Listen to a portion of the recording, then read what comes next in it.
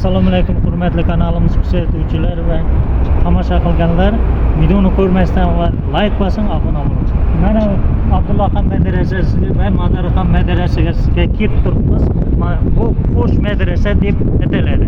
Abdullohxon madrasasi qurilishi haqida aytadigan bo'lsak, bu 1588-1590, ayrim ma'lumotlarda 1587-1590-yillarda qurilgan.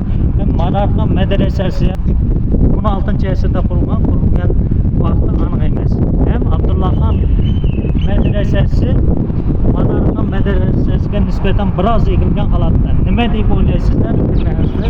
Yozib qoldiring.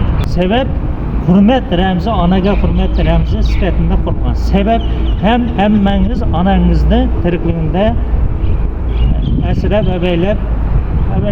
Hem Abdullohxon II hakkında gapirib o'tadigan bo'lsak, Abdullohxon II 1534-1598 yillarda yashab o'tgan, hukmronlik yillari 1556-1598, rasmiy ravishda 1583-98 yillarda. Ko'p yerlarda bosib olgan, 1574-yilda Baliqni bosib olgan, keyinchalik 1595-yilda Xorazmni bosib olgan, o'rtada 1583-yilda Toshkentni, Samarqandni bosib olgan, ham katta xizmat qilgan. Amir Temurdan keyin O'rta Osiyoni birlashtirgan, Rossiyada bu davlatga nisbatan buyuk Buxariya deb ataladi. Ham buni katta zo'r qilib qurilgan.